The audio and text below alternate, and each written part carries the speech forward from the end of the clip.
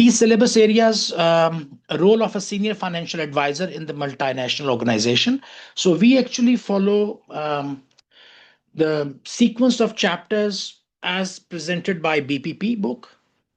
This is section A according to ACCA syllabus as well, and this is section A according to BPP study text as well.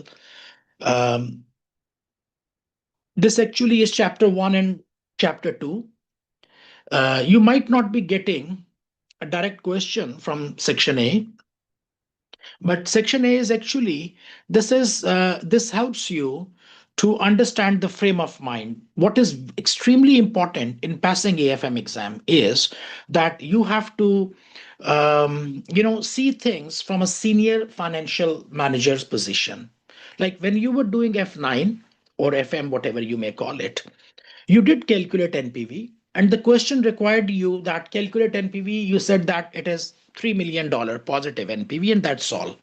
And the question stated that you are an accountant and your manager has asked you to calculate this thing. So when you were doing F9, your role was the role of an accountant.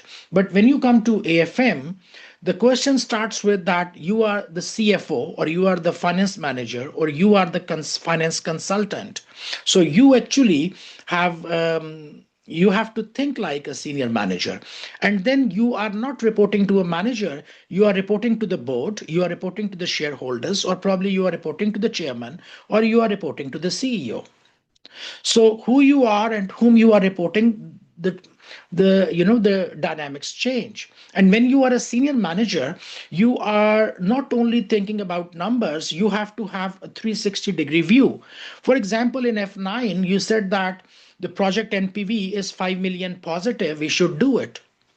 Let's do the project because it is giving a positive 5 million NPV. But in case of AFM, it's not only about numbers, you have to show some kind of skepticism as well.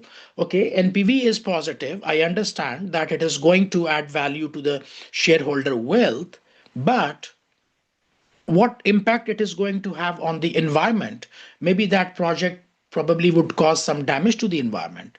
What problem it could have to the people on the society, or probably do we have sufficient intent or risk appetite to take such project or not? Our people, they are skillful enough to manage or handle such projects or not? So what are our strategic, how does it strategically aligns with our long-term goals? The project is good, but it does not, align with my long-term strategic goals. So here you don't have to just say that, okay, this is thing 9 million, let's do it. In AFM, you have to have, like, think about the risk factors, think about the cultural factors, think about the environmental factors. So everything should be kept in mind. And this is what is section A.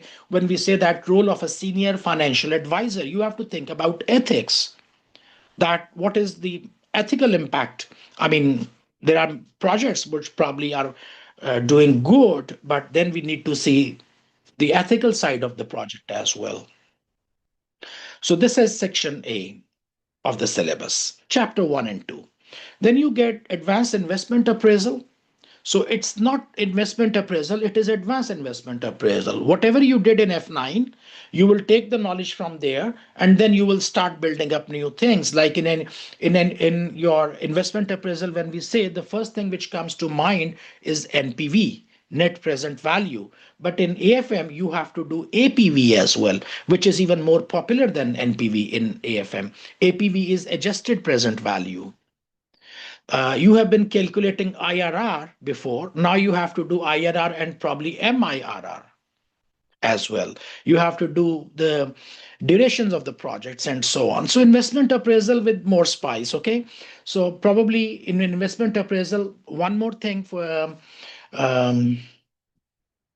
it is possible that you borrow in a different currency, like you borrow in dollars and you invest in sterlings. And then your cash flows are in sterling, but your loan stands in dollars, which you have to convert back and pay back the loan. So probably inflows and outflows are in different currencies. So these type of things can come in investment appraisal. Then the calculation of the discount factor which means the calculation of WAC will also be involved here. And that could be probably a bit more challenging.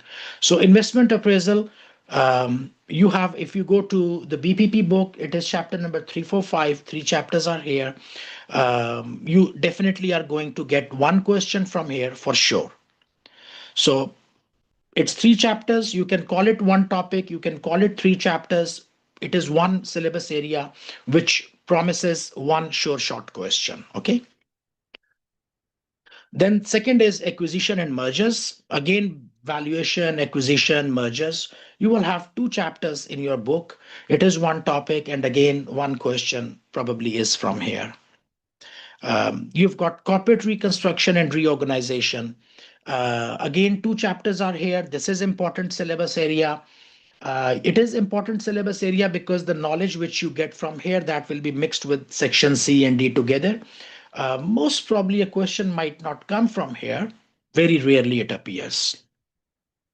And the last is treasury and advanced risk management. So here you have two chapters. If you see the BPP book, or if you see the Vertex curriculum, two chapters are there, 12 and 13. One is for interest rate risk management, one is for currency risk management. And for sure there is a question. So what I'm trying to tell you, that you will have a question from here 100%. You will have a question from here 100%. And you have a question probably 80% possibility and 20% probability, mostly from here. Okay, so there are three questions in exam. One question surely is coming in from investment appraisal, and one question surely is going to come from the risk management.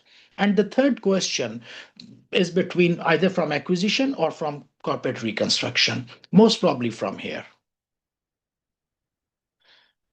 Okay. And then finally, you've got professional skills. So if you pay attention, these two areas, these four areas, I put them, vertically, and these two things, I put them horizontally, because you have to demonstrate your role of a senior financial manager in this business area, in this knowledge area, in this area, and this area. So the perspective of a senior finance manager should be applied when you are doing a question from investment appraisal, or when you are doing a question from, mergers or acquisition. So there is a company which you want to acquire. It surely adds value to the business. The deal looks very good. The numbers are very good. But the question is that, do we have the same business culture? Probably the other one company is American and one is German.